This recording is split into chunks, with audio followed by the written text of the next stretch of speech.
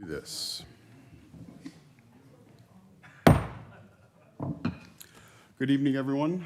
For all those that wish to, please stand for the Pledge of Allegiance. I pledge allegiance to the flag of the United States of America, to the republic for which it stands, one nation, under God, indivisible, with liberty and justice for all. Thank you. First up is roll call. So we have Dora here, our auxiliary commissioner. Brian is here. Tom is here. Joe is here. Bernardo and Amelia. Not with us this evening is Wilson Carrera. Next up is review and approval of the meeting minutes. Any changes, additions, modifications on the minutes? No? Okay. Can I get a motion to approve the meeting minutes? Motion to approve meeting minutes. Second? Second. All in favor? Aye. Aye. Excellent. First up is a continuation, a notice of intent, Mass DEP file number 0610840, 30 Floyd Street.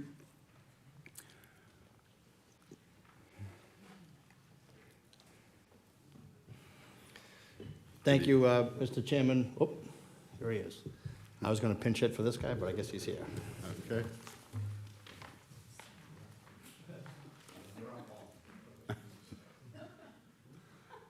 Thank you, Rick. Nothing like coming right in. I apologize for the traffic out there. Not a problem. Thank you for being here.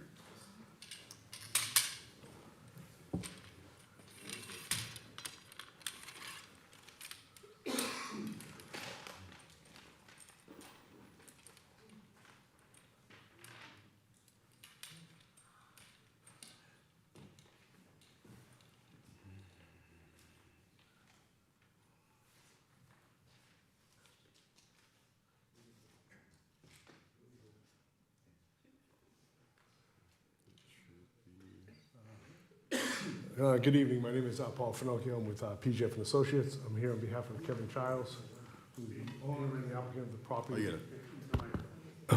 Okay. Who is the owner and applicant of the property located at 30 Floyd Street. This is a continuation of our last meeting because we were waiting for doing a site visit of the property, and that was done probably about last week or 10 days ago. We had two commission members go out to the site. We showed them the site, what we're proposing. On a portion of the lot is the construction of a single-family dwelling. The property is located in the flood zone. There will be foundation openings in the foundation to allow for water to flow through in case there is a flood. There'll be two parking spaces put on the right side of the property. Entrance for the houses on the Floyd Street side, and the remainder of the property mostly be grass.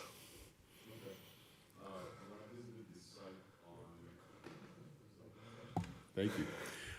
When we visited the site on Saturday, there were a few other commissioners that were able to see the site, and one of the questions that I had was, are all of the pieces of concrete going to be removed when you do the demolition? And there was talks about something remaining where the entrance of the house would be, where the new entrance of the house would be. With the existing On the property line, or what would be a property In line? here? Yeah, up top. Well, that's sort of filed under a separate notice of intent because it's sort of dealing with two different properties. But the existing garage will be taken down along with the concrete slab. Okay. The concrete pad that's out in back behind the garage, that'll be taken out. And under the next notice that we did for abbreviated notice of intent, there's a portion of the concrete pad that is over here will be removed, and then we'll be putting in parking spaces for number 30. Okay. Any other questions from the commissioners about this? Now, this is just for the demolition of the and construction? This is all for in one? basically the construction of and the demolition will be the construction of the single-family dwelling. Okay, I'm just confused why you guys had a abbreviated notice, but that's okay. Any other questions from the So- commissioners? The abbreviated notice is to deal with The other the parking property? spot, yes. Okay, that makes a little sense. I thought it was for both No, it's parcels. two separate Okay. notices. I would just state, having visited the place, they really did think of conservation when they were doing the property. They've gone through and made it something that was important to them. From a asbestos-riddled shack to now being a beautiful home, I think it's gonna be a benefit to the neighborhood because I don't feel that property should be standing regardless. But now, with the way it's being done, I just feel strongly that they really did think about how it's going to affect wetlands, everything, just with the floodplain. I just think it was a smart build from what I was able to see and from what it is to what it's going to be, in my opinion. Thank you. Where's the rainwater going? Excuse me, Where's the rainwater going? Off the roof? Drainage? into the grass.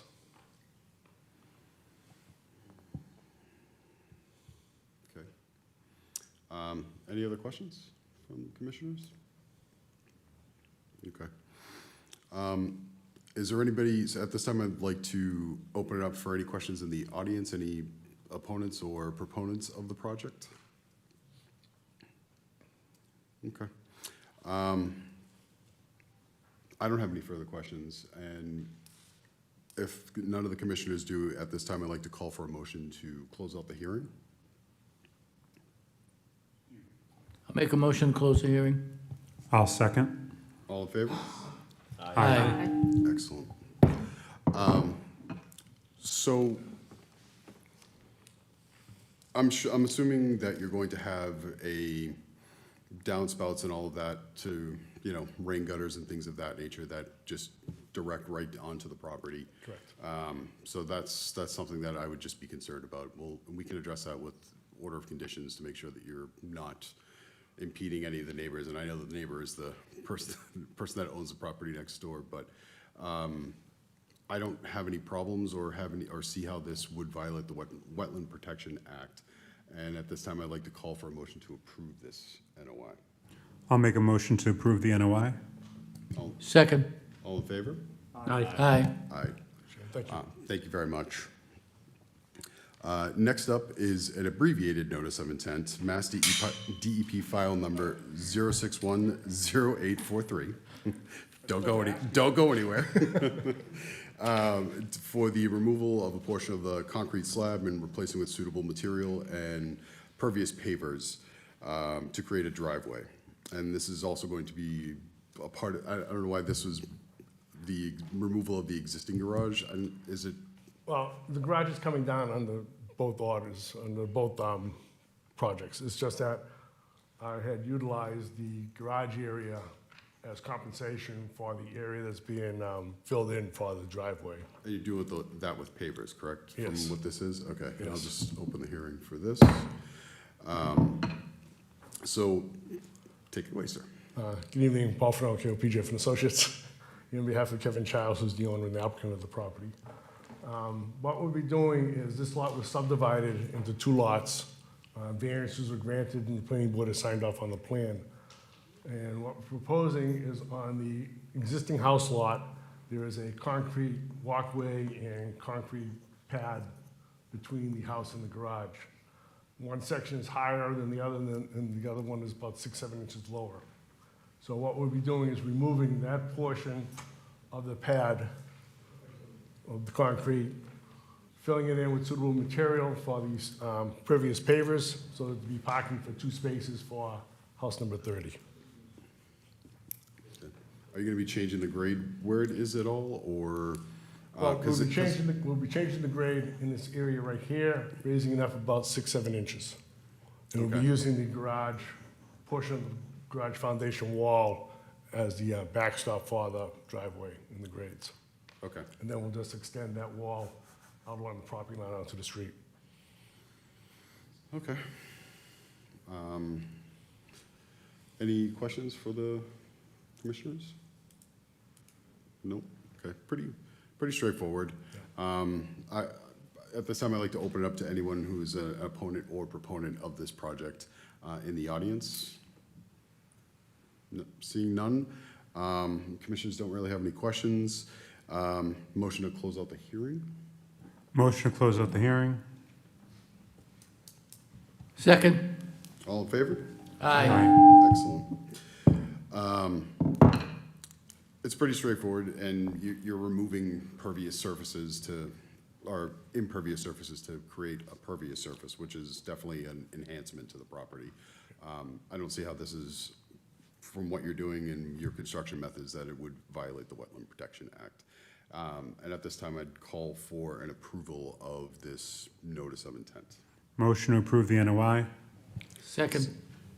All in favor? Aye. Aye. Thank you very much. Great, thank you. Appreciate it, and good luck on your project, both of them. Next up is a certificate of compliance, 29 to 33 Putnam Road. This is a repave and driveway extension, and we had a site visit on May 3rd. If the folks from that property could come up. Okay.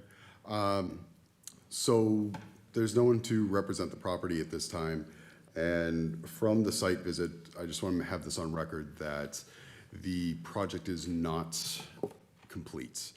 The driveway that they were going to resurface was not resurfaced, it was actually repaved. And the fill that came from that repaving was spread out from across the yard. And that was definitely evident when you first walked up.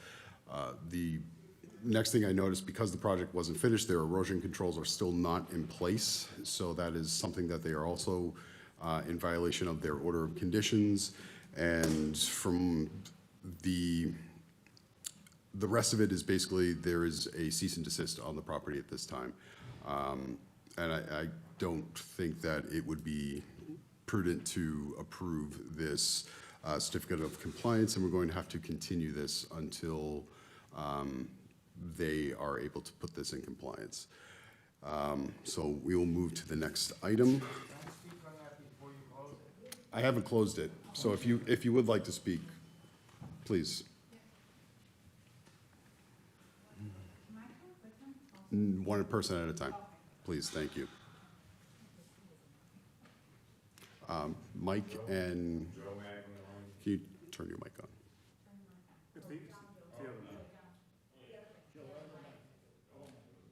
Oh, okay. It's been a while since I've been up there. I'm very familiar with the area. I'll give you a little of my background before, so you can listen to us. I was on the Conservation Board for almost 10 years. And I ran the Water and Sewer Department for the City of Revere and Drain for 36 years. I've been down to the property, been there several times. What they did needs to be taken out, never mind revamped. They're beyond their 20 feet of an open driveway. Yep. They added material. I'm familiar with this. I did all my homework on this here before I came up here. And they're just basically telling the city and the Conservation Board, take a hike. And this can't keep on happening. Those people down there, when they had the high tide floods, those cellars all filled, everything was down there, people lost everything down there. And these people are just doing whatever they want when they want. When you told them to stop the last time, what they did was the next day, I was a witness to it, they brought equipment in. If you looked at the white lines that are on the ground down there, I measured it. I went down there and looked at it. The people down there don't need it. Okay? It needs to be rectified. They better start fining them. I know they got a letter. They should start fining them immediately till it's taken out. I agree. Unfortunately, that is, the fining part is not my purview. Excuse me. Yet, but I do agree with everything that you did say, and it is definitely not how it should be. It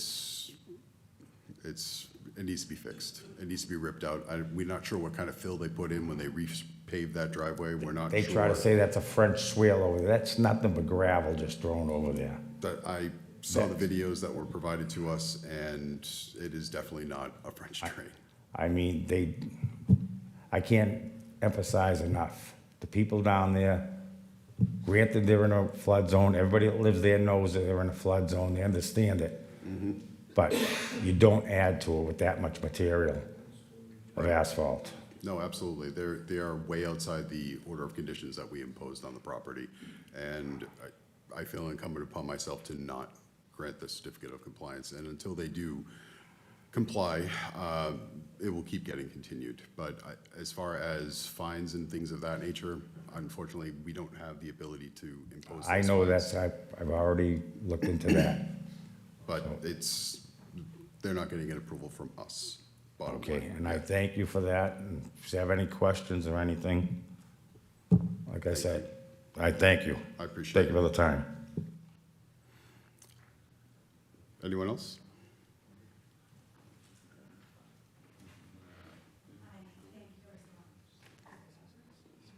Okay. If you could say your name. Wendy Sheridan. I live at 36 Putnam Road. I am across the street from 29 Putnam. I am the one that had originally called and notified the Conservation Committee of what was happening. And I think I spoke to you directly in regards to the issue down there. My biggest concern is when and if all of this gets settled, what I would like to see happen is that the driveway go back to the city ordinance of 20 feet.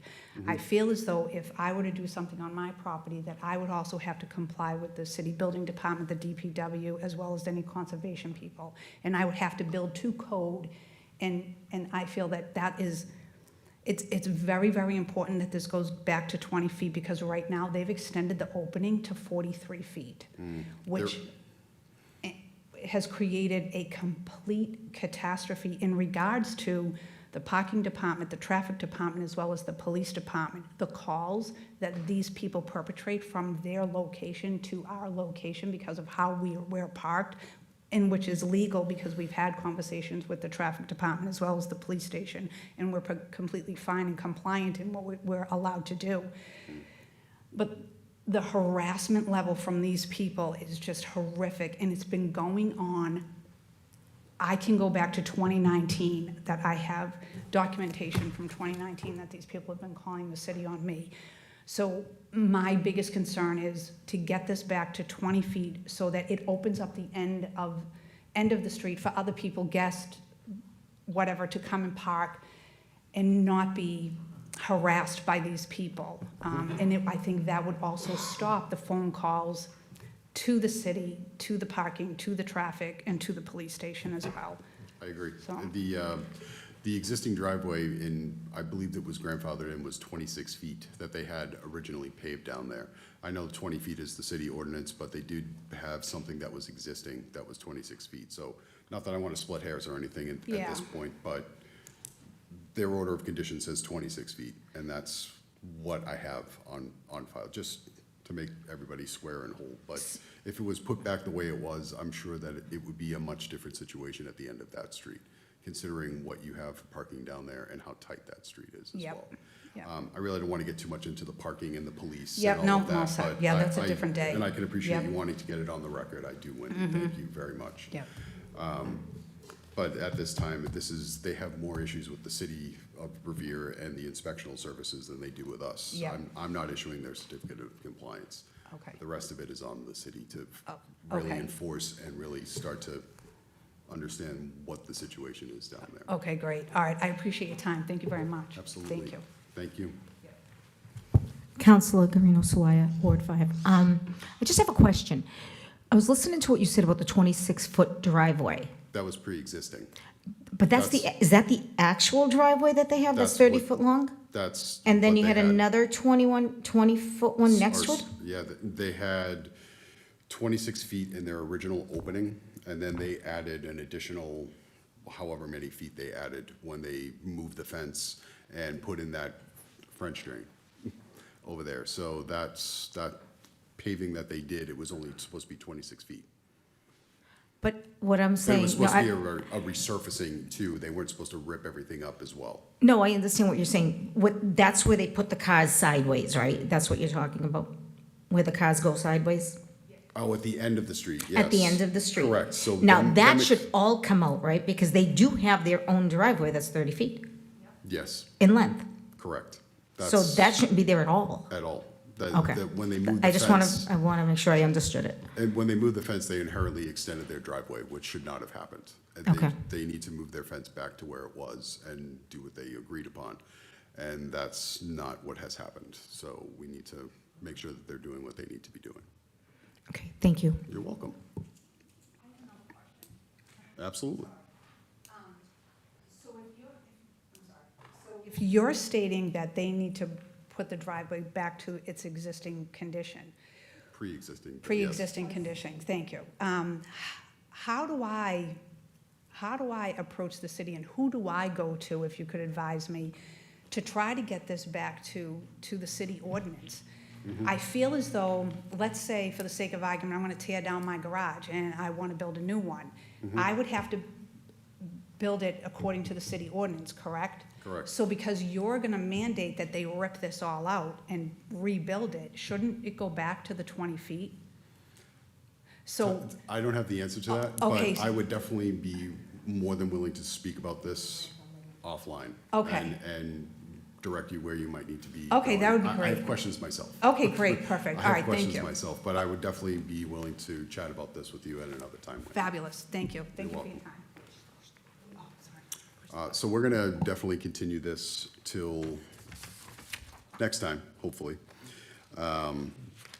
Okay, next up is, we have some new business here. It's Gibson Park, Mass DEP file 0610842.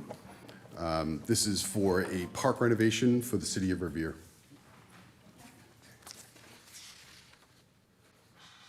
Oh. Thank you.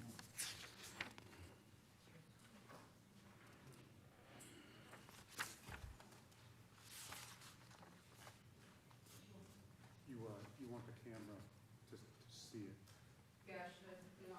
This one is where they can see it the best. No, actually, it was good there. Was it good? Yeah, leave it there and just angle it this way a little bit. Just make sure that, yeah. There you go. The rec side of that camera. Perfect.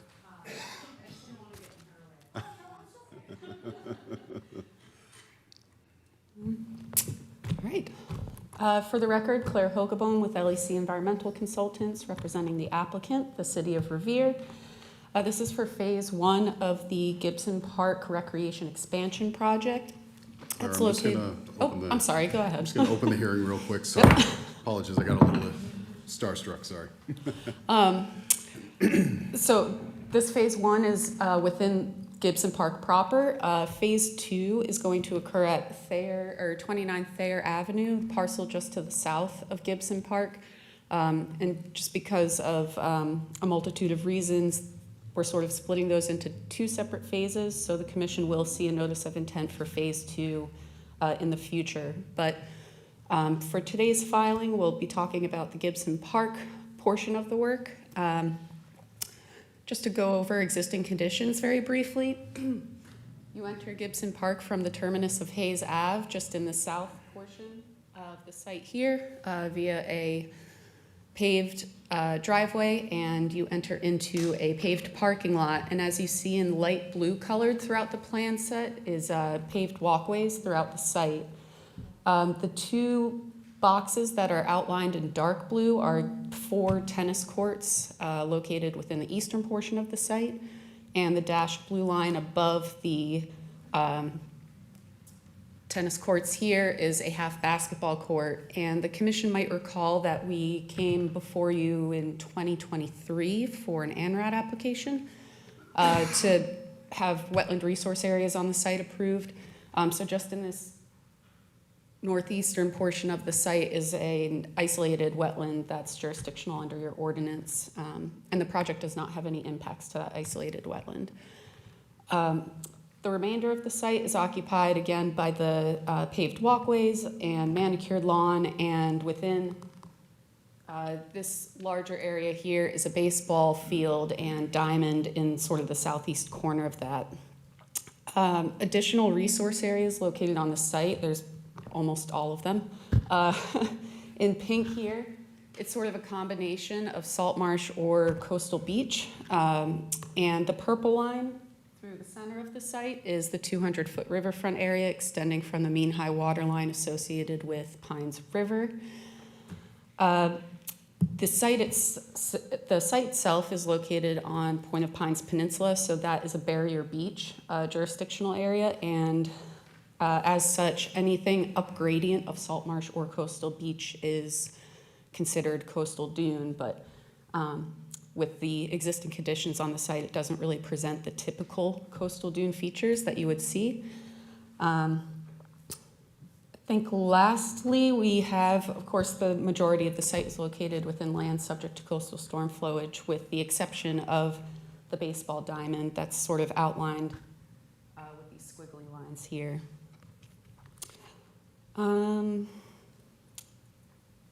The proposed activities will ultimately result in about a little under 230,000 square feet of impacts to barrier beach and coastal dune and land subject to coastal storm flowage. 78,000 square feet of impacts are within riverfront area. The project, let me just go to the next page here.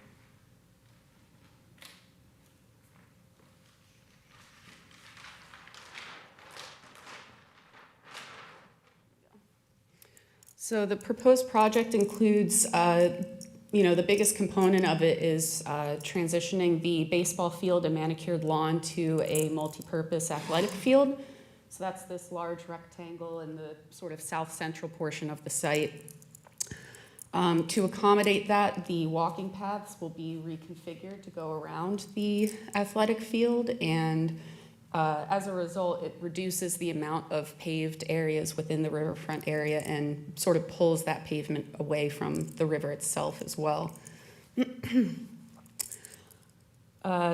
The 4 tennis courts that were shown on the existing conditions plan will now be 2 stacked tennis courts.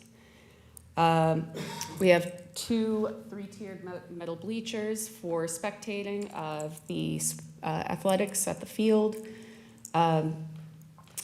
The project also includes stormwater management improvements, so there are 3 bioswales proposed, one in the north portion of the site, one along the parking lot, and a temporary bioswale on the south property boundary, and that's going to just be temporary in that when phase 2 is under construction, that'll remain until then, to prevent any stormwater from discharging to that site. So the phase 2 will include stormwater features to replace that bioswale. There's a stone-lined swale between the tennis courts and this walking path, and then a rain garden on the east side of the tennis courts. As I noted before, we do have some work within riverfront area, a lot of it actually, and along with other performance standards compliance that we reference in our notice of intent application. We go through the performance standards for riverfront area, which can be quite extensive, so I won't go into great detail of that, but I do just want to point out the dark green colors here are mitigation for the work that is occurring within riverfront area. So ultimately, there's a small patch, about 2,200 square feet of natural vegetation that'll be removed to accommodate the athletic field, and we're proposing a little over 5,000 square feet of coastal seed mix to be planted there. And just lastly, I don't want to take up too much time, but I just want to go over some additional stormwater improvements. As you see, the bioswales are highlighted in green there, but in blue are the subsurface stormwater drainage that will be installed to improve stormwater management at the site as well. There are 3 subsurface Coltech units proposed within the site and subsurface drainage to direct stormwater from the bioswales and swales and rain gardens to those subsurface units. And the intent is that they would store and meter out stormwater along with the tide, so the site is not holding a lot of water during those moments where you have a significant storm event occurring at the very same time as the high tide. So ultimately, that should be an improvement to the stormwater management on this site, where typically, or where currently, there's really just subsurface drainage and a few catch basins. So with that, I think I'll just pass it off to questions. Excellent. The point in which it drains out into river marsh area over on the, what is it, the southeast or southwest Yeah, just corner right there. over there, is that gonna be revamped or is that completely new? I don't know of any existing over there, I'm just curious. Yeah, that's a good question. So there is an existing drainage that goes, I think, in this direction. And the outfall is below the salt marsh boundaries and in the coastal beach. The engineer didn't find any reason to have to upsize it or replace it, but what we're proposing is a manhole with a backflow prevention valve that'll connect just right off the athletic field and tie into that existing outflow pipe. Okay. That would be a pretty bad situation if you didn't have a backflow preventer, especially on that part of the site. Okay, my other question is how long and do you plan on using the parking lot as your laydown area for materials and whatnot? And what kind of impact is basically what is it going to have on the park and the stuff that you're not taking out, the stuff that people are probably gonna wanna use? I'm just. That's a good timeline-wise. question. I don't have the time frame on the top of my head, or like what parts of the park would be able to be used during some construction. Probably not a lot because it would be an active construction site. I could get back to you on the construction timeline from start to finish, but the parking lot itself will be used for construction laydown and stockpiling, and a temporary construction entrance will come just off of the existing parking lot. Okay. It'll be stone lined with crushed stone. All right, and then I'm assuming you'll have some sort of erosion mitigation in the parking lot when you're probably gonna be dumping copious amounts of dirt and other materials that are gonna infill to make the new field and whatnot. I would just be remiss if I didn't say, make sure that doesn't get all over the place. Fully understand. One of the plan sheets in this large set has the erosion and sedimentation control plan, and the entire limit of work will be enclosed with silt fencing and straw wattles. Yep. And we'll have inlet catch basin protection. I think there's one existing in There the is. parking lot, so Yeah. that'll be placed in there as well. Excellent. Any questions from the commissioners? Mr. Chairman, through you, a couple of questions. There's some significant trees in the area now. Are we losing any of them? I appreciate that question. That was something in my notes I overlooked in the presentation. We are removing 17 trees, but the project is proposing 40 trees. So of the existing trees, we're going to have a net increase of 23. That's trees, but can you give me an idea of what kind of growth we're talking about? Are they going to be 20-foot trees? Or? I'd have to look at the details of the plans. I recall that we have maybe a handful or so of actual, like, true mature trees going in, but they would be typically saplings of a specific height. I can look into that quickly.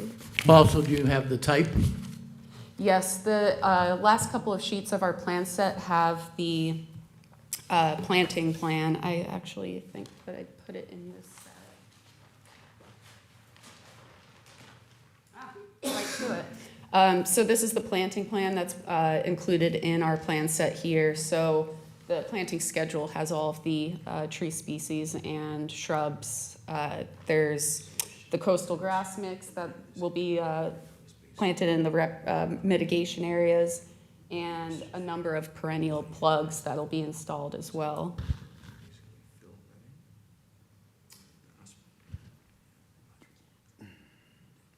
You know Good. what your question's prompting me to you know notice what is I was thinking see is the that trees on the I'd like to plan. know what we're losing for trees. There was some. I was surprised that there was some substantial, good-sized trees there. I'm talking towards the back of the property, heading towards Like the in the river. north Yeah. of the property here? Yeah. So the north of the property actually is where we're preserving a number of the trees. I think I have that in the plan set here. Right, so this plan sheet shows all of the trees that are being preserved as part of the project, and the trees that have to be removed are shown with X marks. That's pretty much in the footprint of the athletic field.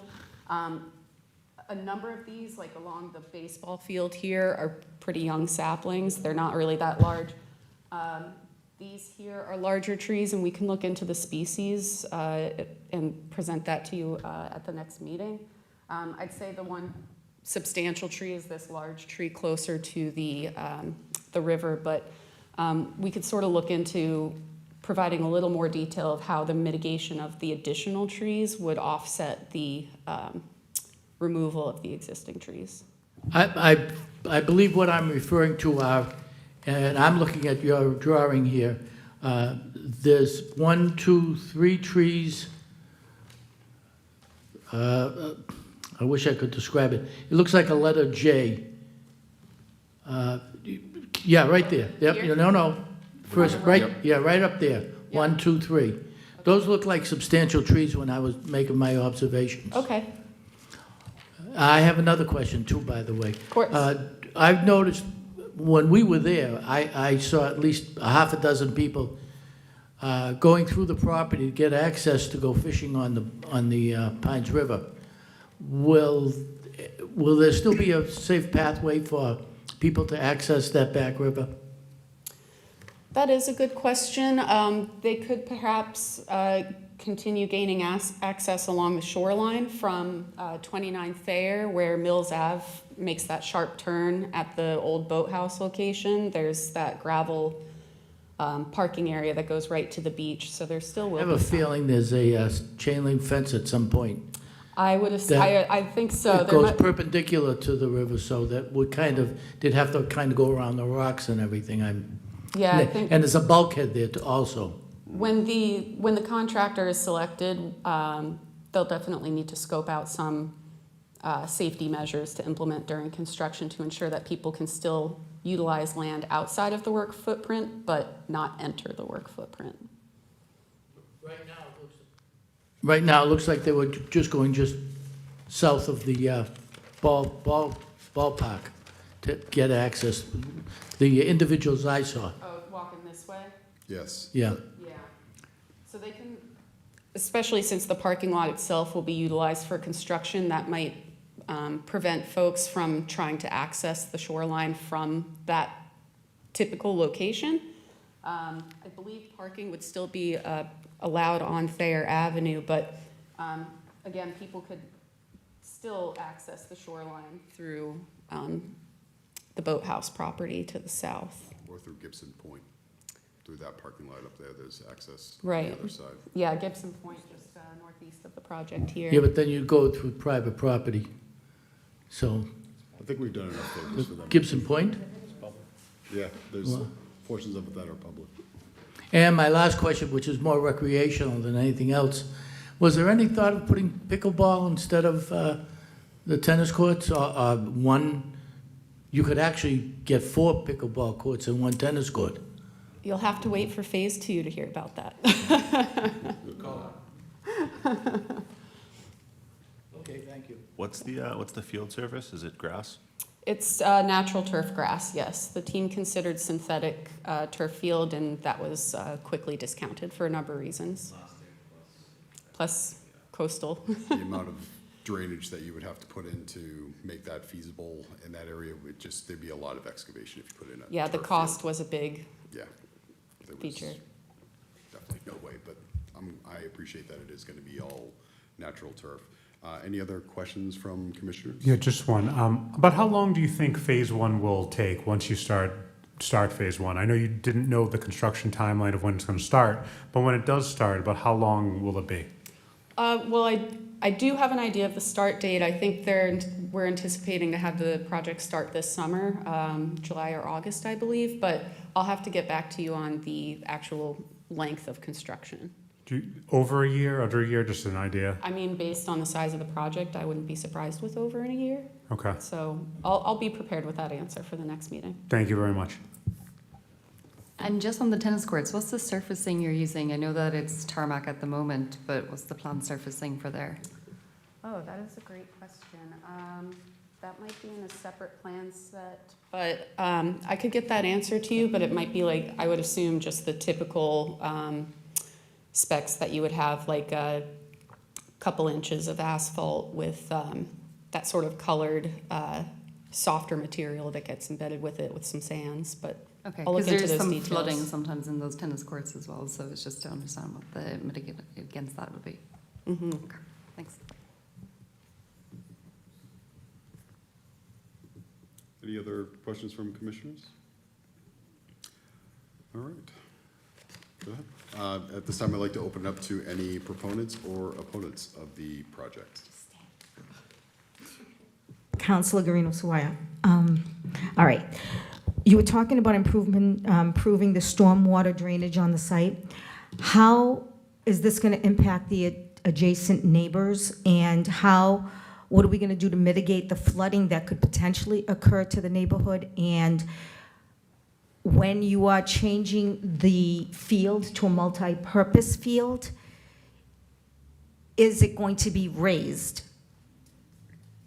Is the field going to be raised? So I'm just worried about flooding to the neighborhood. No, I appreciate That's my first question. I don't recall the grade, if there was going to be a grade change. I know it was an extension of the field and removal of that larger tree area. But I didn't see anything of raising the grade in the plans, if you correct me if I'm wrong. Yeah, I can touch to that. So this is the grading plan. We are regrading the site to accommodate the athletic field and areas around it. The project will require some raising, like where the athletic field is, it'll be raised about 1 to 2 feet in some areas, but that'll be mitigated by lowering in other areas. Still about I think it's 1,200 cubic yards of fill material will be needed to be brought in to accommodate all of that. But that's ultimately because we were planning to reuse some materials from Thayer Ave, and just the way the construction schedule is working out, that's not going to happen, and other conditions at Thayer Ave. With respect to the stormwater to the neighbors, that is absolutely a key component of what this project was keeping in mind, was improving Gibson Park, but also not making it worse for any of the neighbors. And in the spirit of the Massachusetts Stormwater Management Standards, the engineer put together the stormwater management plan, the report, the DEP checklist, all documenting that the improvements to the site would not displace floodwaters to the neighbors. With the addition of, 3 bioswales on the property, correct? 1, 2? 3 bioswales, 1 stone lined swale, and a rain garden, and the 3 subsurface storage units. Utilizing natural features or man-made natural features. I'm just to concerned about the direct abutters. Because if the water does go to flow somewhere, it's going to flow right into their yards. That's what I'm concerned about. And as far as Mr. Laval's question about the pickleball courts, the neighborhood has asked that they stay as far away from the neighbors as possible because of the noise. They're petrified of the noise. So if they can keep them on the other side, let's do that. Thank you. You're welcome. I definitely think that there is a pretty robust stormwater management plan on the property, and I would highly doubt that it's going to escape the property at this time. Just considering how many buffers you have, especially on the southern portion of it, and then on the northern part of it, where it's just trapping it from getting from Gibson Point and then into phase 2, essentially, of the project. And taking out all the impervious surfaces that you are taking out, the path that goes around the current field right now along the river line, as well as some of the inner paths that, when I was looking around, it was probably about 3 or 4 paths that are coming out. So you're removing a lot of impervious surface as well. That's right, and just to put a number to that, the impervious surface that's being removed within the riverfront area itself is about 4,500 square feet overall within the site. I have that number somewhere on my list. Not that asphalt that's laid down near the riverfront is gonna trap that much in there, but Right, it takes but- away the impacted, Yeah, and even just taking out the tennis courts and removing all that, overall decrease of impervious is 23,448 square feet on the site, which is a lot. about half an acre, yeah. Yeah, that's a lot of impervious surface. Okay. Any other questions from anybody in the audience or any of the commissioners? All right. At this time, I'd like to call for a motion to close out the hearing, or do you want to continue this? We would like to continue to the next meeting if Okay. you're open to it. Oh, no, that's fine. We can continue to the next meeting. I know we had a couple of outstanding questions that I want to get back to some of the members and yourself as construction timeline and things like that, so Okay, that's I'll be fine. prepared for those for the next meeting. Sounds good. All right, next up is Rear Squire Road, Mass DEP file I'm number sorry, did has. you vote to continue? Oh, no, we don't. Oh, you don't do No, that, no, okay. we're just gonna continue it. All right, Thank you so much, Claire. This is for a demolition of existing structures and new construction of a multi-level parking garage. I don't know if you guys have your DEP file number yet, if that has been assigned? It is not. All right, well, I'm gonna open the hearing and we'll have to continue it.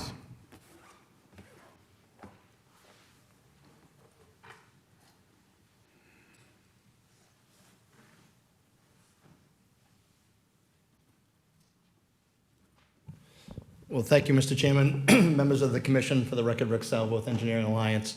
I here this evening on behalf of RNS Realty Trust. Steve Caruso, who's a trustee of RNS Realty Trust, is here with us this evening. This particular piece of land is located off of Charger Street. Charger Street is shown at the right-hand side of the page over here. The Haas Gym is located on this side. The DPW is down that way. As you come this way, there's this recently constructed storage facility, and then you get to the subject property, which is comprised of about 2.5 acres. It's currently occupied by two pre-manufactured steel buildings. The site operates as a contractor's yard. It's operated that way since the early 70s, so most of the activities that occur on this piece of land have occurred prior to the enactment of the Wetlands Protection Act. The resource areas present on site are obviously the salt marsh, that's the rear of the property, Rumney Marsh, which creates a 100-foot buffer zone from that salt marsh. There's also an unnamed river that comes down here, which creates a riverfront area that extends up to this portion of the property, this back corner over here. And then elevation 9 is the limit of the 100-year floodplain. So this portion of the property is in the floodplain.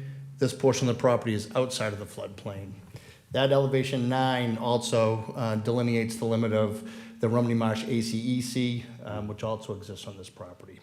So this is a complete redevelopment. I know we had a site walk there last Saturday.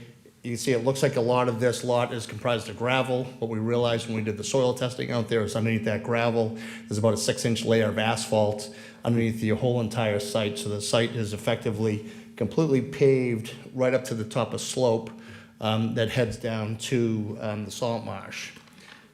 To try to put it to a picture, this is the site right here. Here's the storage facility.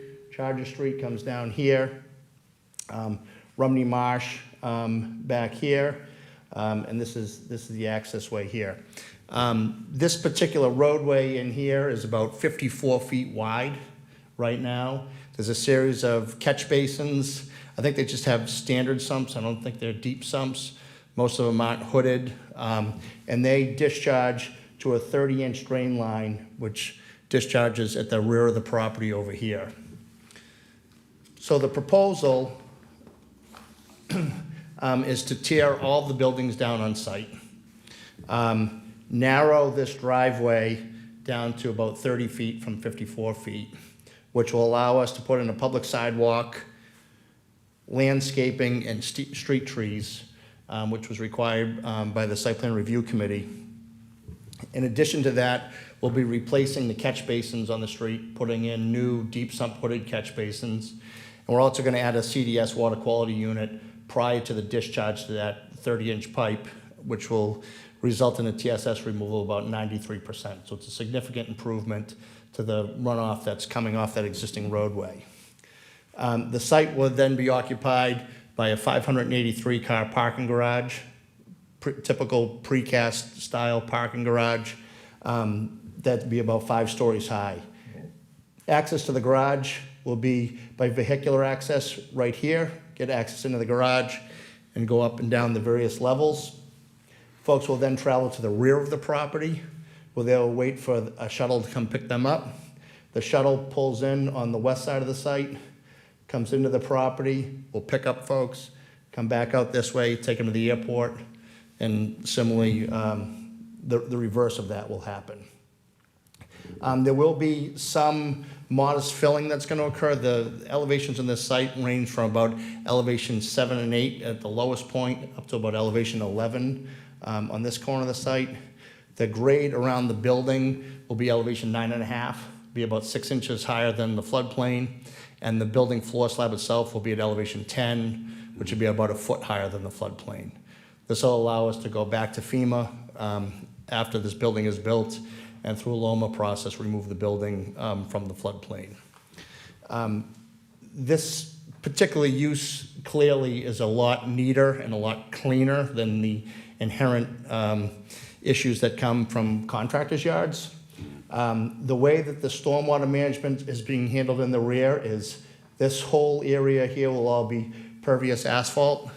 It's about a 27-inch layer of stone underneath the pervious asphalt layer that has filter courses, choker courses, reservoir layers. It's a recognized BMP from the DEP. The reason why we chose that particular BMP is the groundwater, as you can imagine there, given the amount of fill that's occurred on the site over the years, is pretty commensurate with the mean high water elevation and the high water elevation. So we did soil testing there at high tide and was able to determine there was about 3 feet to the seasonal high groundwater table. So with the site grading, that gave us the required 2 feet of separation that we needed to the groundwater, and it was the best BMP that we could come up with to keep the grades basically where they are. Had we chosen catch basins to CDS to Cultec chambers, we would have had to add a couple of feet of fill to the site, which didn't really make sense to do in this particular area. So that was the BMP that we chose. We have a pretty robust construction phase and long-term O&M plan that we provided for the maintenance of that as well. In addition, as you can see, there's a tremendous amount of green space that's being added around the back, which is going to create a nice buffer between this parking area and Rumney Marsh. We've got a pretty robust set of plantings along the back, which are all native plantings, which will help improve the habitat there and sort of mitigate any work that we're doing. And like I said, we could have done nothing relative to stormwater, and the increase in landscaping alone would result in a net decrease in the rate of stormwater runoff and the volume of stormwater runoff. But we still put those BMPs in place because it's the right thing to do. Even though this is a redevelopment project, we fully complied with the DEP stormwater regulations. We didn't take advantage of any of the exemptions or just meeting the standards to the maximum extent practicable. We've met them to the fullest. So that's essentially the proposal and the way that it all lays out. Again, like I said, I think we have a use right now that isn't the best use to have directly against a thriving salt marsh. Having a cleaner use with some more appropriate plantings on the back and a buffer strip between the two, I think will result in a huge net improvement to this property relative to the resource areas. So that's essentially in a nutshell the proposal. So I guess with that point, I'd turn it back to the commission for any questions or comments. Thank you, Rick. I appreciate the presentation and the use of pervious asphalt. I know it's going to be a little bit of a challenge to maintain it during the winter months especially, but your plans seem pretty robust. And did you get any kickbacks from the DEP yet, or any comments from the DEP yet? No, not yet, which is, obviously we don't have the file number now. Even if we did have the file number but didn't have comments, we wanted to wait and make sure we got comments. So I'll be reaching out to try to find out who the analyst is and make sure that they're satisfied with the filing, and then we can return back here in June. Okay. As far as the sidewalk and everything goes, I think that's a great addition, putting it all the way down from Charter Street to the front of your property, making it a more standard sized street. I know when the construction vehicles were going in and out, it would definitely made sense to have 50-something feet of Right. street, but making it look more like a neighborhood, and considering the location that it's in, it's not gonna really, for a 24-hour operation site, it really won't have a impact to residents with lighting and things of that nature. But at this time, I'd like to open up to the commissioners. I did have a quick question. So how many parking spaces are going to be in this? 583. Okay, what percentage would you say is going to be commercial, or is it completely no more commercial? It's like a park and fly. So they're gonna be people like you and I that are going to Logan Airport and don't wanna spend the central parking fees. You'll drive here, park at a lower rate, and then take a shuttle to the airport. Got it, okay, because I was also wondering, the need in that neighborhood for a 500-plus parking space, but I guess if it's transient, then that makes a lot more sense. Yeah, it will be a park and fly. This went before the city council, had to get a special permit for the city council, both for the use and the pre-existing non-conforming nature of the buildings that are there. But the only commercial vehicles that'll be in there would be, my guess would be someone that has a pickup truck that's lettered, that uses it as their regular vehicle, that would be parking it to go to the airport. Okay, so none will be even parked outside, it's just strictly going to be park and fly? Correct. All right, thank you. Hi, through the chair. Rick, are the sides going to be open on the parking lot, the building itself? Yes. They are. So it's like a typical parking garage that you see most everywhere. There'll be a parapet wall, and then there'll be an opening, from about 4 or 5 feet up to the ceiling. And that'll be repeated on every level. And the other question, in regards to the plantings that you're going to put along that river area, the state has a list of acceptable growth. Who makes the decision on that? Well, we had consulted with a wetland scientist when we did the site directly next door, and we continued the same planting scheme next door just because we want it to be the same for that whole stretch of the area along the marsh. So you might recall when this project was done, this whole stretch was planted, and we're just going to continue the same planting scheme for the remainder of that stretch. So they're all native plantings. They're all within CZM's handbook on coastal plantings, but that's where it came from.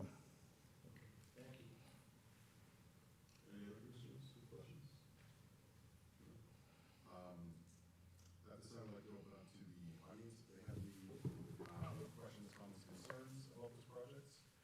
But seeing that there are none, we'll have to continue this till next time. And I, once again, thank you, Rick, for the presentation, and we'll see you next week. Great, thank you very much.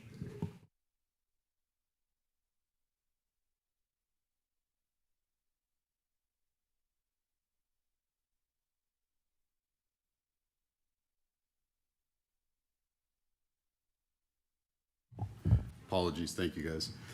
This is a potential notice of violation, 20 Chamberlain Avenue, for a driveway extension. I had an opportunity to see the site and chat with you a little bit about this, and I was curious what your future plans were. If you wanted to proceed with a driveway, yeah, you gotta turn it on, and then identify.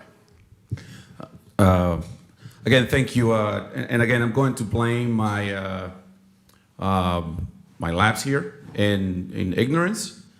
I was not aware. Who you are first before you go any further. Thank you. My name is Juan Sanchez. My wife and I own the property, 20 Chamberlain. We are new to the area, essentially.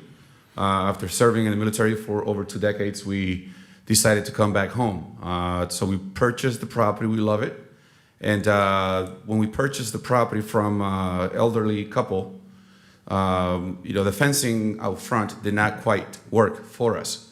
We have 2 small dogs and 2 small children, and so we wanted to build a more like a picket fence, a white picket fence, that would serve, would be more aesthetically pleasing, in addition to being more secure for us to be able to let our dogs outside and let our children go outside without actually going out onto the street.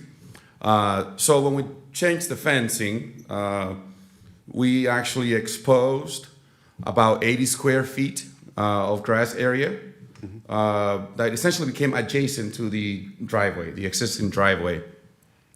Over time, that area became just an eyesore. It was ugly, right? We contacted a landscaping company about what options we had to make it look pretty, right? To be more in line with the aesthetics we were after for the house. The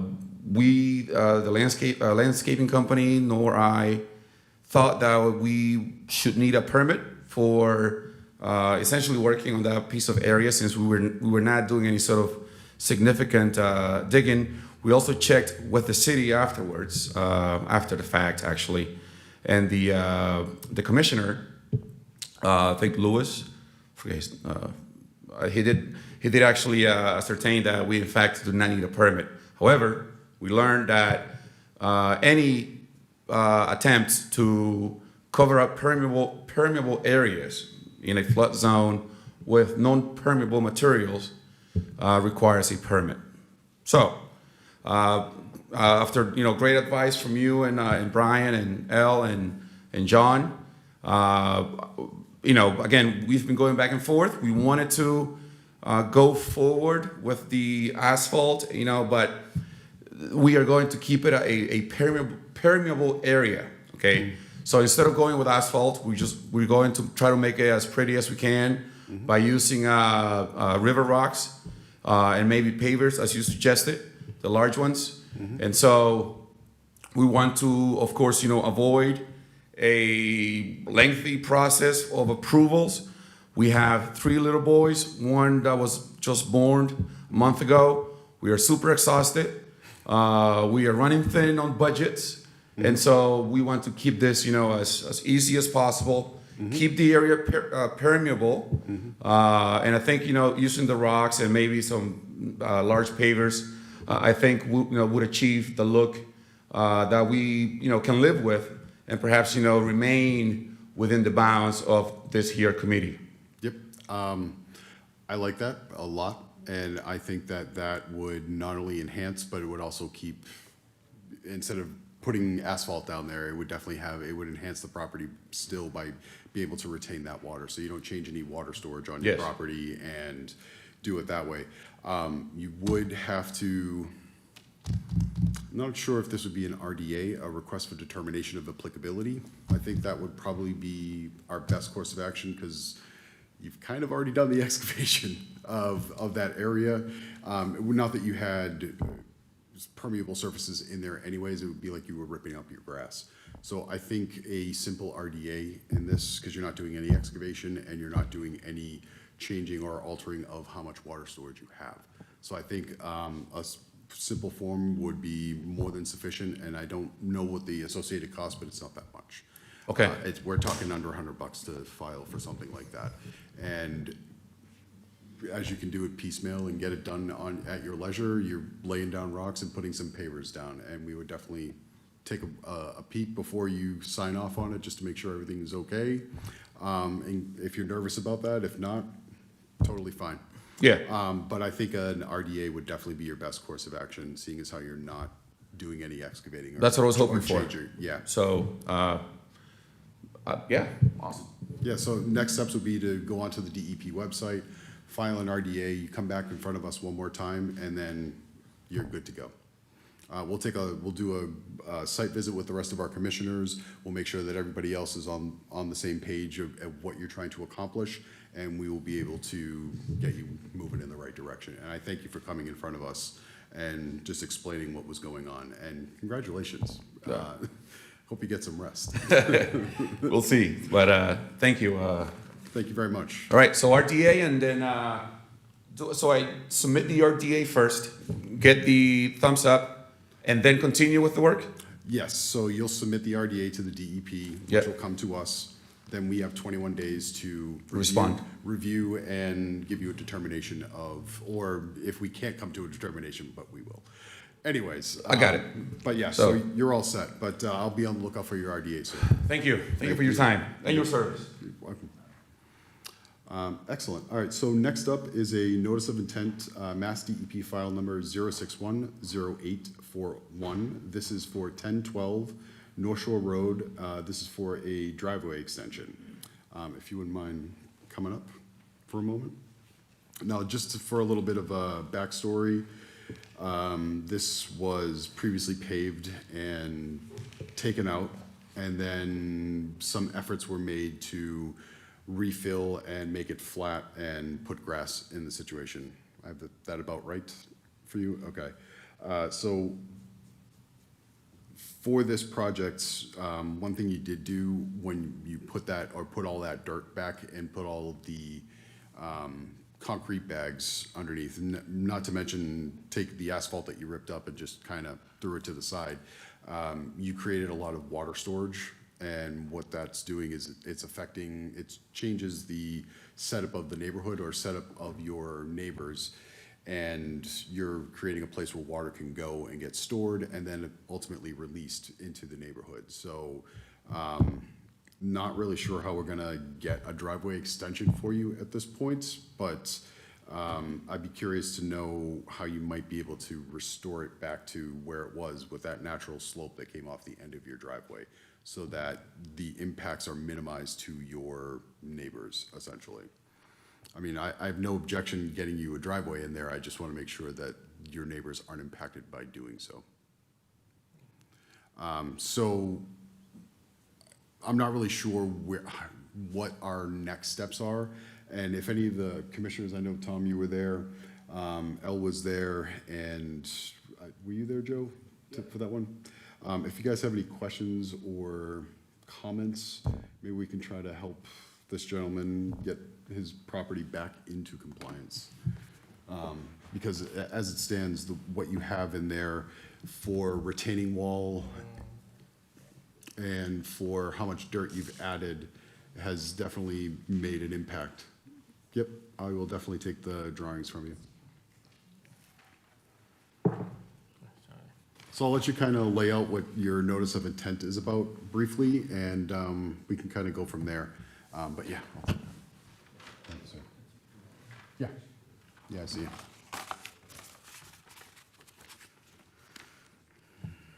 You know, Mr. Chair, I'm hoping maybe that the owner might have some kind of photographic evidence of what the property looked like prior to the work.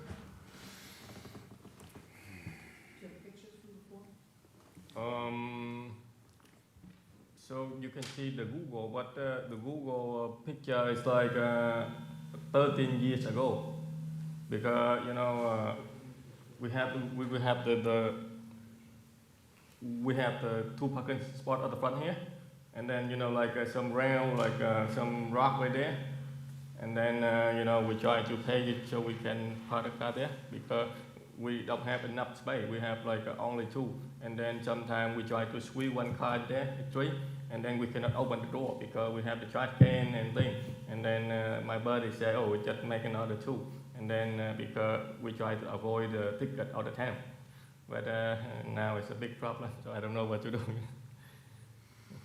So the inspector tell me to have the engineer to draw that thing, and then I just go to get the engineer to draw that. Okay. So the way that the property stands now, with the retaining wall that you've created with those concrete bags, I know that it's worked in a lot of different situations, but it is definitely not something that I'd be willing to allow in that area, especially. You're in land subject to coastal storm flowage, and you definitely have a situation where you've created a water table. You're getting water underneath your deck, which is compromising your deck. And then subsequently, the water that you've also stored on the property is going into your neighbor's yard as well. And that's, like I said, you created more elevation from where you originally had it from. So you basically created a water tank that is not solid and that is not capable of retaining it or storing it on the property. It just comes in, stays for a bit, and moves out.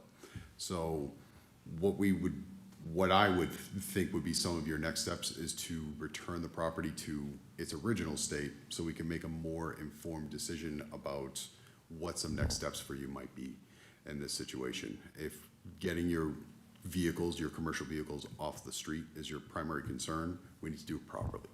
And I'd definitely be willing to work with you on that.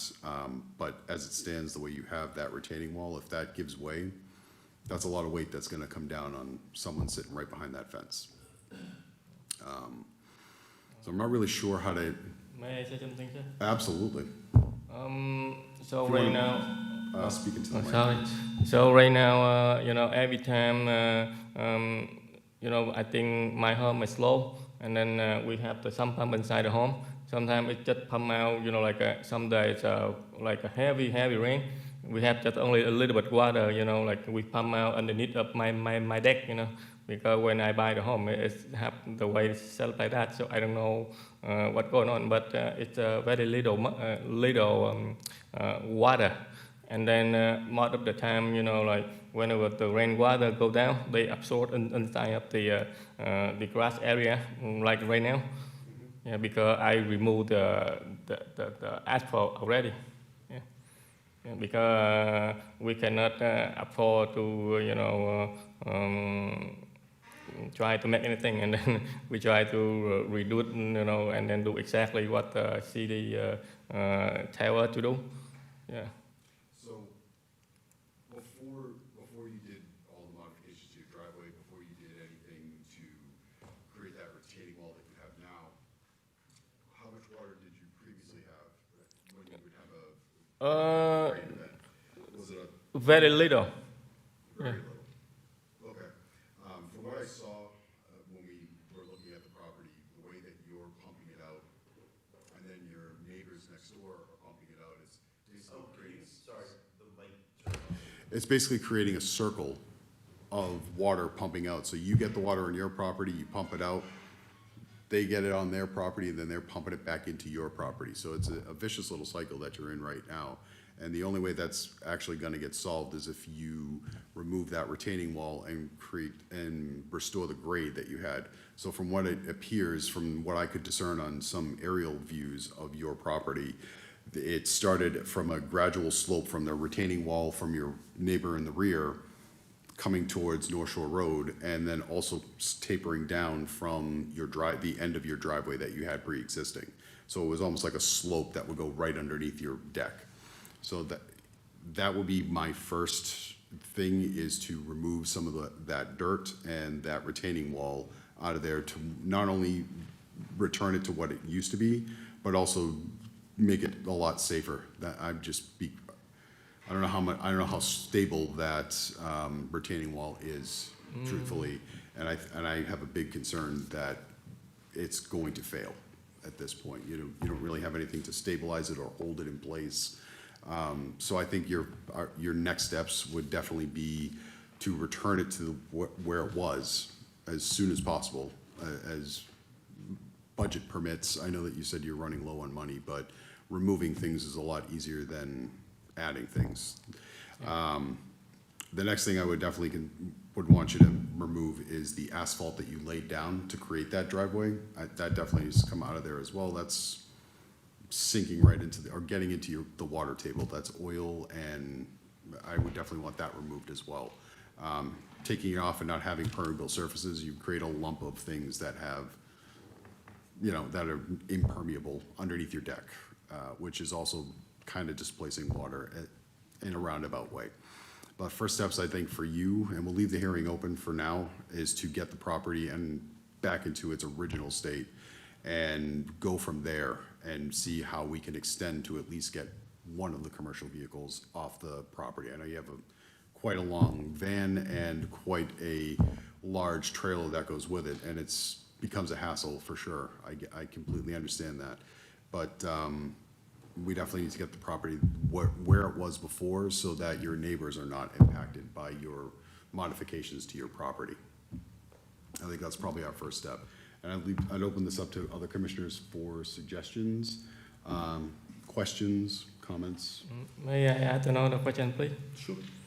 So, for example, is a lot of time I heard you say that the water is underneath of my basement. Can we pump that water in the sewer, or do we need like a permission something for that? No, you can't. Yeah. You have to pump it To- out of the to out the of the house, outside. essentially, yeah. Yeah. You could pump it onto your own property, but you can't pump it onto somebody else's property, and you can't put it in any discharge systems that are inside of your home. That's going into sewerage systems, which is not good. You could have a situation where it would back up into your house, now that you have it, left it basically an open drain. So you can't do that. You would have, there are situations in the city where they can't, that is allowed, but is under special permit, so you would have to get a special permit to be able to do so, which is a whole different process. Please don't do that. No, I don't do it. Especially, And, especially for that area. Any other questions? yeah, and can I show you in here? And then because you tell me to remove, and then I just want to make sure I do exactly what you tell me. And then later on, I don't. So what I'd like to do is I would like to So- set up a site visit with you in the next week or so, and then Okay. we can discuss on-site a little bit more Okay, in that will depth. be easy for me too. Yeah. It'd be a lot easier, and then we can have maybe somebody from the city engineer's office come out, or someone else that has a little bit more engineering experience than I do, to guide us on how to get this done as effective as possible and at as low of a cost as possible to you. Yes, please.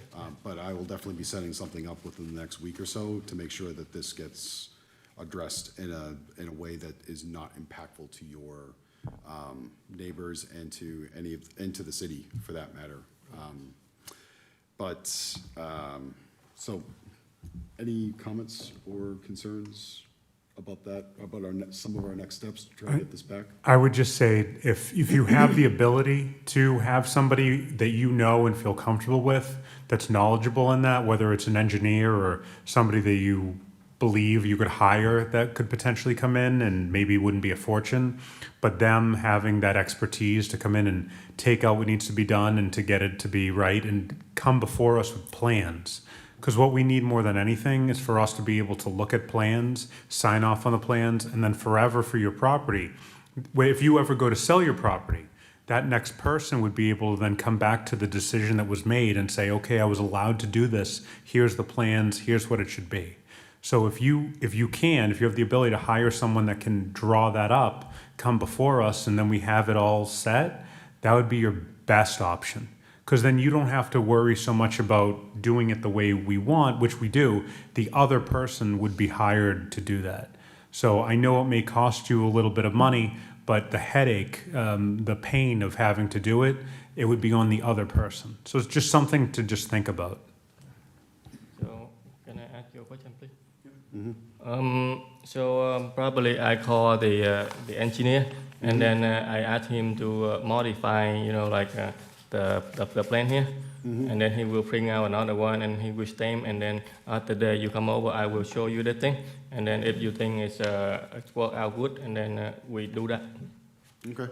No, like I said, we need to have another site visit to address what's currently happening on the site, because that is definitely making an impact to your neighbors next door, for sure. Yeah. And Sorry. I definitely want to address the issue we have currently before we move on and make another mess, essentially is what I'm getting at here. Yeah.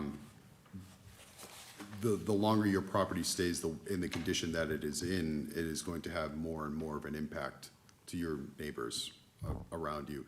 And quite frankly, it's probably gonna have an impact to you at some point when that wall fails.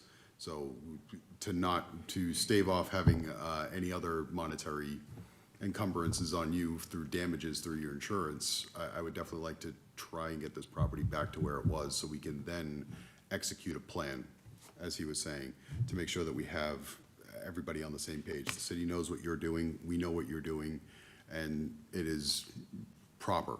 We don't want to, so until we kind of get a look and everybody gets a look at this property, please don't do anything else.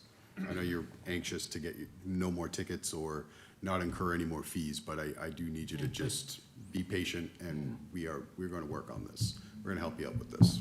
I can see that you need help with this, and That's what we're here for. We're not just here to impose the Wetland Protection Act, but help you mitigate it as well. So, Chair, do you mind if I just make one suggestion? absolutely. When we go to do that site visit, if you do happen to have an engineer or someone that you were planning on hiring, The person that wrote up those plans for you there, if you still have them on retainer. if possible, that person could be there when we're going to do the site visit, because I think if we can talk to them directly at that time in the exact spot where they'd be working, it would help them with writing the correct plans and help us having that conversation, if that's possible. Can I ask you? So it means I have to ask him to come over there, and then when you guys come over, and then you guys talk, and then he draw it, and then I have somebody do the work. You don't have to.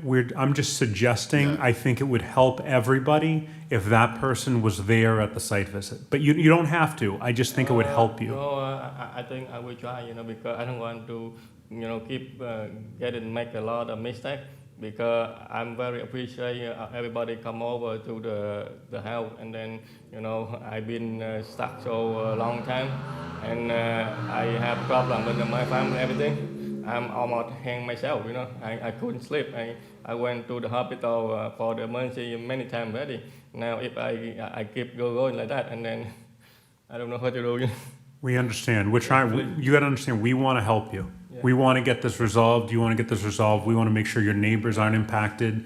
There's a way that everything gets resolved and done. We're trying to help you to get to there. So we thank you for coming before us. Because at the beginning, we thought we just, have something clean and then we do that, but we jump in like a huge problem, So we It happens. we cannot take it anymore. But we're all here to get you back on track, and Sorry.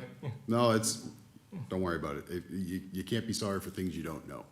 So we need to educate and make sure that you know for next time. So that's what we're gonna do, and we're gonna help you with this.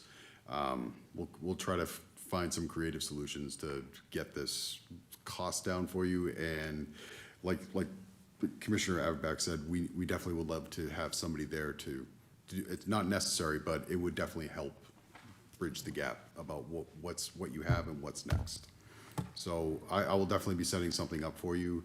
I know you have folks here that would kind of like to touch upon some stuff, but I'll give them, but we're gonna continue this until next time, and we'll get this done. But, so, I don't know. Anyways, at this time, I kind of want to give the folks here to, oh, no. Just No, when go you're speaking to your engineer, you should talk to them around. You said you have a sump pump pumping the water out underneath your decking. You should talk to them about dry wells and implementing where the water will actually go straight into the dry wells, and maybe one or two after the other, and that might actually reduce some of the surface water there. Just might be helpful to talk to them. Stop the water cycle from happening. Yeah. Yeah, that's a great So suggestion. the dry well is like we dig the hole, and then we put like a big bucket out there for Yeah, the water or absorb. crushed stone or something of that nature Stone, something like that. to basically create a place where it can go. You've already done that with the concrete, the retaining wall and the dirt that you've done, but we want to do it underground. That's essentially the same thing you've done. But yeah, that is a great suggestion to kind of mitigate where the water is going and retaining it on your property as well. Any other comments before I open it up to the floor? Okay. Thank you. I appreciate it, and I'll be in touch. At this time, I just want to open it up to anybody else in the audience that would like to speak about this. Yeah, you can have a seat, sir. May I ask a question, please? Sure. So, sorry, my last question. So, do you know, have like what day you can make an appointment, and then? Oh, well, how I'll be do I- reaching out to you, and I'll make an appointment with you. Can you give me a call or something? Say it again? Or can you give me a call, or email me or something? I Yep, can. just hang around after we are done, and I'll get your information, and Sure. and I can set up an appointment with you. Sorry. Thank you, John. I appreciate it.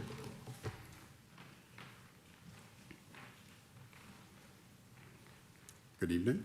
Hi, Mary Napoli, 1004 North Shore Road. I live a house away from where he lives, and I feel really bad about, the situation that you're in. It's terrible. But we are getting double the water since he did that. And I know that that retaining wall is not gonna hold up. He put like 4 feet of fill over that. So Yeah. he had like a garden area that they had built up with cinder blocks before he moved in. And he jackhammered all that down into the hole, and then he covered it with dirt. And he raised that height so high, and then we're all, you know, the neighbor that's next door to him, plus us, we're getting extra water because of it. I feel really bad that he's in this situation, I really do. And I'm glad that you're gonna help him, and I thank you for that. We're gonna do the best we can to mitigate this situation and for as little impact on your property as we possibly can, but it's gonna take some time. Please be patient with us. Thank you. All right. If you wouldn't mind coming back up to the microphone?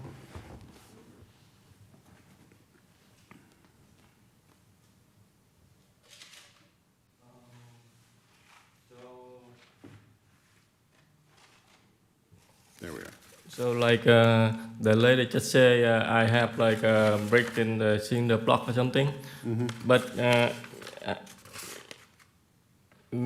you can see on the shot right here, you know, before we have like a small like a curve right here. I don't know, I can't see what you're pointing at, so I just wanna, I'm sorry. I just wanna see. All right, hold on, it's all right. You guys keep that one, I'll take this one. So the cinder blocks you're talking about were over on this side. I see what you mean. Because there's a retaining wall on the rear property. If you wouldn't mind going back in front of the mic, that'd be great.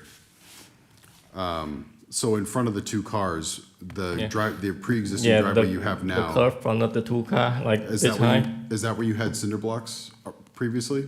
That is like some cement, and that's not the cinder block, like cement and some rock like this. Yeah. Yeah. Okay. And then Yeah, you know sense. the car parked like this here. So you you know had that a- like so- they stop for the car, you know. So you had a concrete retaining wall, basically creating a basin of a backyard.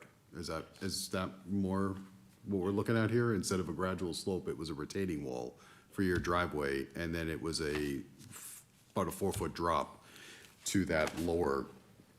Was it grass previously when you moved in But, behind the deck? Sorry, that curb, and then you know the parking space, like Yeah. inside here higher, and then whenever the rain go down, the water go out the street. They don't go all the way back there, because inside here is higher. So you know when we That's why they're getting. when we do the driveway, we cannot let the water go to the neighbor, you know. So the inside is supposed to be higher, and then it come out to the road, and then you know like when the rain come down, and then it go to the drain, you know. So it didn't have an opportunity to get into your neighbor's No, property before? no. Because like she That makes a lot say, more sense. my water go to down there for people, then collect more water. But I don't think so. When did you move in? When did you buy? 2020, December 2023. So I'm looking at 13 years ago, so that's 2012. Yeah. Could you come up and see this? Yeah. Could you not park your commercial vehicle like this? This is a commercial vehicle.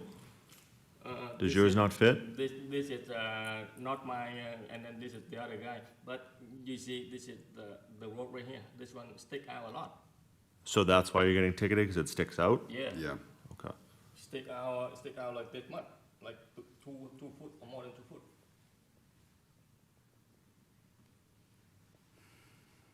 Okay.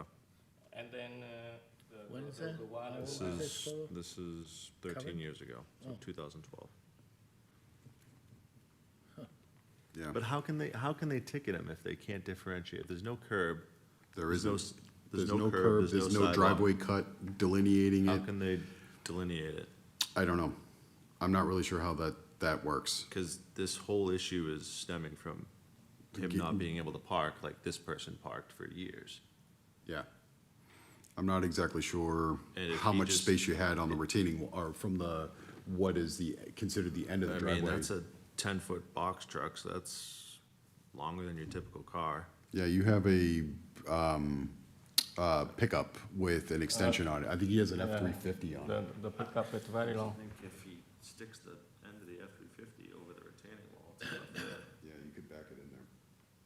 but parking is just not Yeah. giving a break, which Yeah, I'm looking at it right now. I can relate to.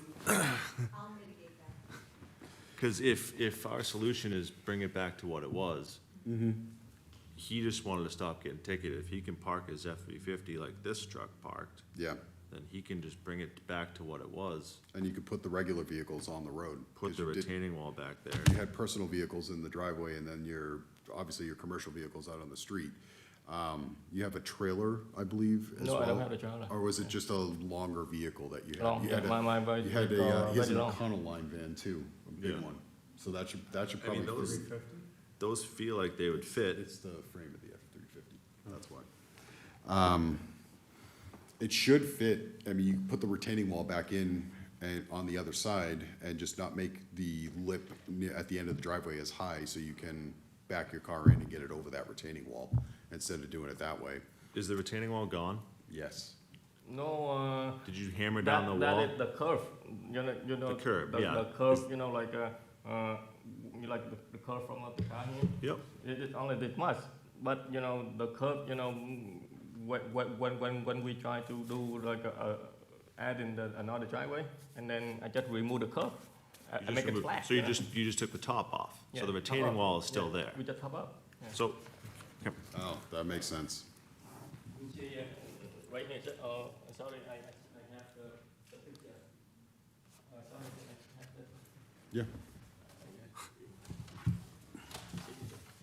I got it. So this was what your yard used to be, right? This used to be grass, and there's a wall here, Yeah, that's the wall here, and then. so you that's just the chopped curve this part off. here. Exactly.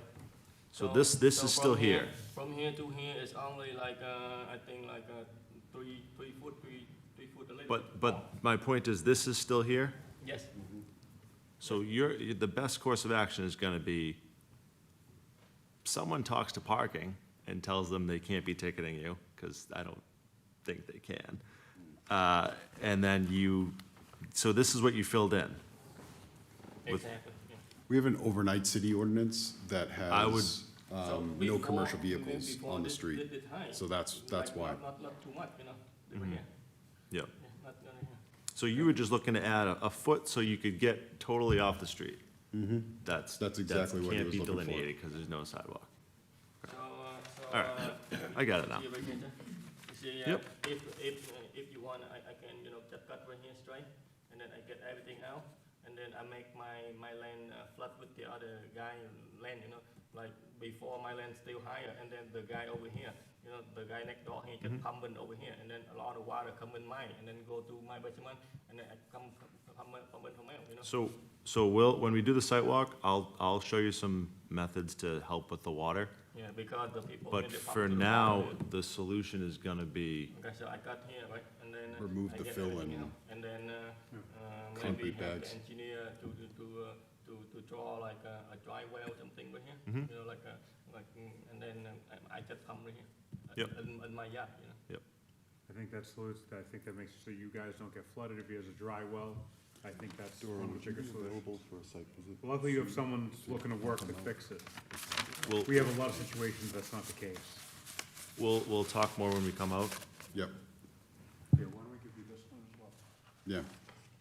Yeah, keep that for you. If that retaining wall's still there, that's most of your cost. Yeah. Retaining wall, so Yeah, getting the dirt out is minimal. That's, shovel if you want. yeah, that's a minimal, impact and, but to your point, Tom, if he has the retaining wall, we can put this back in working, yeah, I think so too. Okay, and, yeah, yeah, one for the sump and one for the neighbors. Yeah, I was thinking a fence line French drain would probably solve their problems. And then putting a French drain underneath the deck so that his deck doesn't fall through. That's another concern I have as well. So we'll kind of put our heads together with our collective knowledge. I think we can I think we can do something for him. Okay. As long as parking. That's, yeah, we're,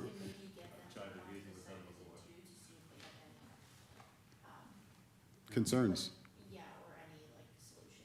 I think that would be probably one of our best courses of action. If they can, I mean, the people that are going out doing the ticketing, they're the ones with boots on the ground, and they see it as they see it, but maybe he might have a different opinion, because there is no delineation and there is no established driveway cut on it. I'll get, yeah. Doing a survey at night, every night, to make sure his vehicle's been his property line, that there's no. Oh, the ticketing here is great. Yeah, the low-hanging fruit is something that they're gonna take advantage of. Oh, sorry. Apologies. That's the third time. We're in trouble. We're totally in trouble. Anyways, so moving on, we're gonna continue this till another time. Thank you very much for being here and providing some feedback as well. And I appreciate all the feedback from the commissioners on this, and thank you very much. So moving on, we did have some site visits.